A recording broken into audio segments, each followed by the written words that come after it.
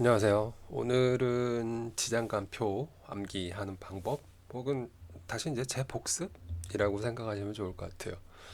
왜냐면 계속 보다 보니까 지장간에 대해서 제가 많이 다시 까먹고 있는 것도 있는 것 같기도 하고 뭐 12운성이랄지 뭐 얘기하다 보면 무슨 뭐 식상이 로광으로 들어와 있다 막 이런 말들 막 보이는데 지장간이 빨리 캐치가 안 되는 면도 있고 여러분들도 좀 시각적인 자료로 보면은 좀 더 좋을 것 같다라는 생각이 들어서 그랬고요. 한동안 그 살에 대해서 많이 이렇게 보다 보니까 부정적인 생각을 갖는 분들이 상당히 많은 것 같아요. 그냥 초보자가 그 뭐라 그러지? 자료들을 이렇게 요약하고 이렇게 모아놓은 그런 거 정도로만 편하게 보는 용도로만 봐주십사 이렇게 부탁드렸음에도 불구하고 그 불편함을 표현하는 분들이 좀 있는 것 같아요. 대놓고는 아닌데 있다라는 뭐 그런 것만 참고를 하시면 좋을 것 같아요.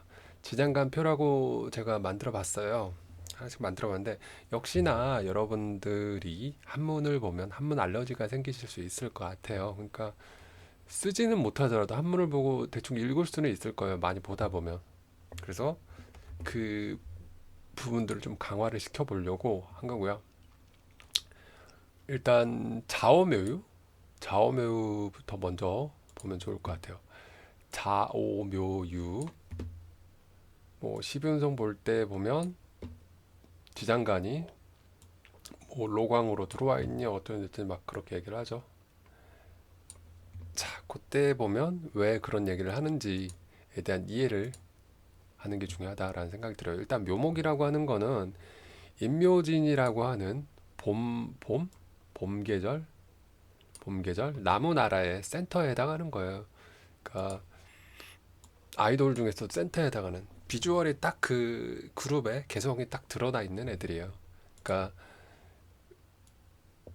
간목하고 을목이라는 애가 딱 이렇게 있다라는 거. 뭐 여기중기 전기는 여러분들이 검색을 해서 보시면 될 것 같고요.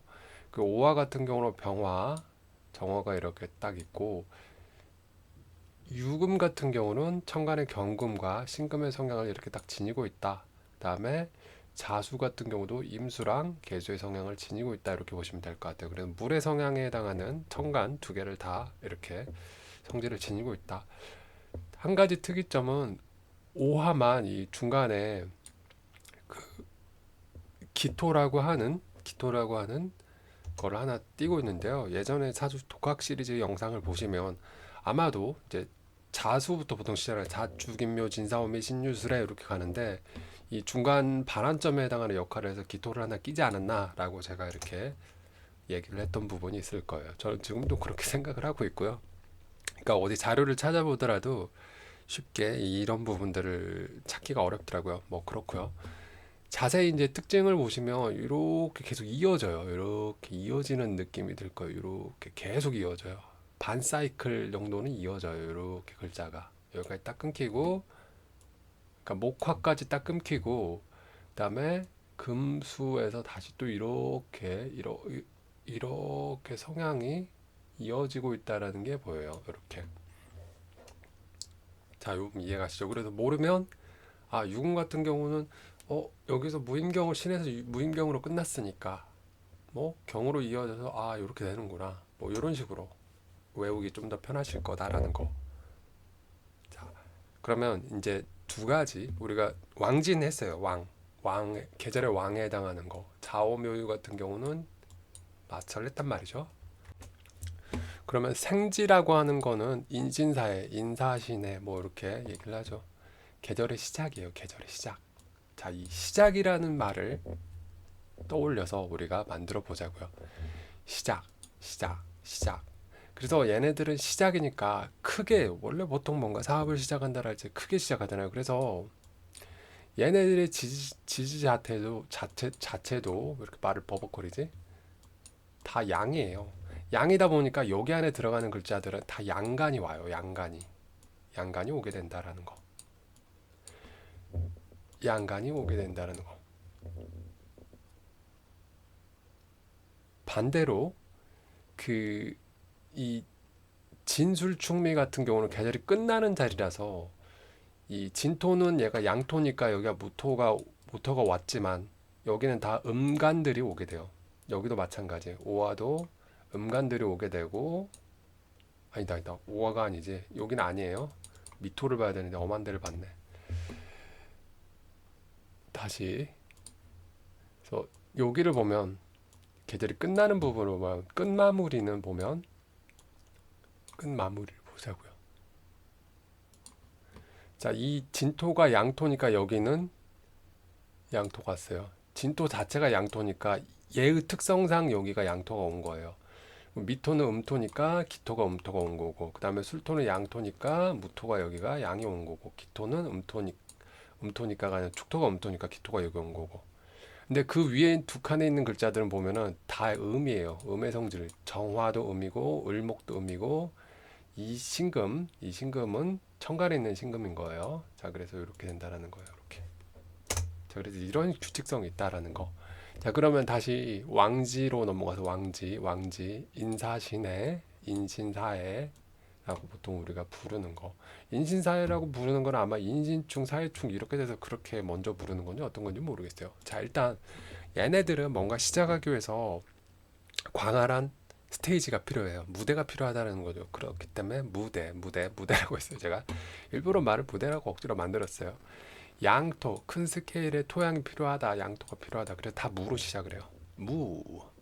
그리고 얘네들의 전기는 얘네들에 해당하는 그러니까 임목이 양의 목이니까 양목에 해당하는 게 와요. 간목이가 와요. 간목이가 얘는 병화가 올 거고요.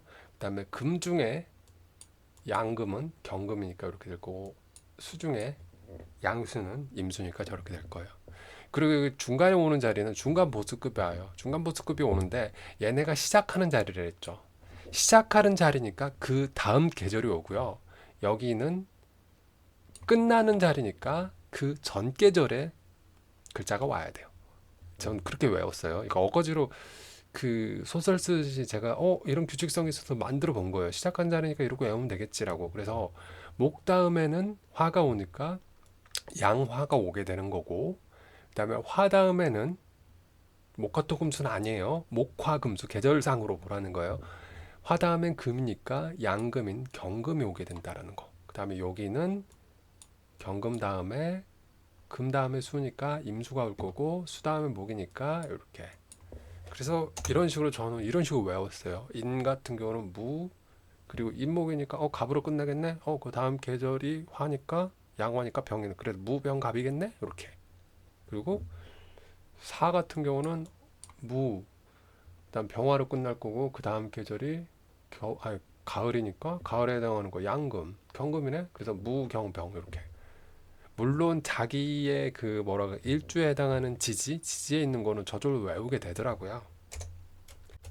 저절로 외우게 되는데 다른 그런 지지의 지장간들을 외울 때는 이런 식으로 보다 보면 그러니까 이런 규칙성도 보인다라고 이 정도만 얘기를 드리고 싶더라고요. 그래서 예외적인 규칙 몇 가지만 외우고 나머지 것들은 자연스럽게 좌우명 같은 경우는 솔직히 외울 필요도 없어요. 왜냐면 그냥 그 계절에 해당하는 값들의 그 글자들만 오게 된다라는 거. 좀 예외적인 거 오화 같은 경우는 기토가 살짝 들어가더라. 뭐 이렇게 요 정도만. 자, 그다음 진술충미 이 부분을 외워볼게요. 진술충미라고 이렇게 이야기하는 이유는 진토도 양토, 술토도 양토 이런 식으로 양을 먼저 얘기하는 듯한 그런 느낌을 받았어요. 자, 그리고 얘네들은 각각의 토니까 양토면 무토로 끝날 거고요. 양토면 무토로 끝날 거고 그다음에 음토면 기토로 끝나요. 전기가. 자, 그리고 중요한 건 뭐냐면 얘네들을 잘 보자고. 얘네들을 잘 보면 인묘지는 뭐예요? 인묘지는 목국이에요. 목국 맞나? 목국이라고 얘기하면 좀 애매해요. 방압. 그러니까 동쪽 봄이에요. 그래서 봄에 해당하는 계절.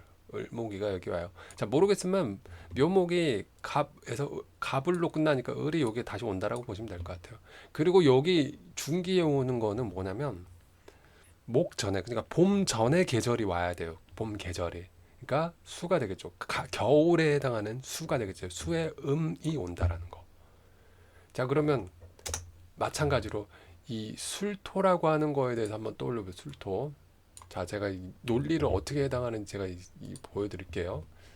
여기를 안 보고 해야 되는데 잠깐만. 그럼 이거를 이렇게 가리면 되겠네요. 자, 보면 술토 같은 경우는 일단 양토예요. 술토. 양토다. 그렇기 때문에 양토인 무토로 끝날 게 되겠고요. 그다음에 술이라고 하는 것 자체가 가을이에요. 가을의 계절이 여기로 시작을 해야 돼요. 그러니까 여기는 뭐예요? 여기는 경금 아니면 신금인데 이 끝나는 요게 진술충미 같은 경우는 이 나중에 이 토, 무토, 기토 여기에서 구분하는 양토, 음토만 빼고는 다 음간이 와야 돼요. 그렇기 때문에 신이 와야 되고요. 그리고 신유술이 어떤 계절을 마무리하는 건지를 떠올려 봐야 돼요.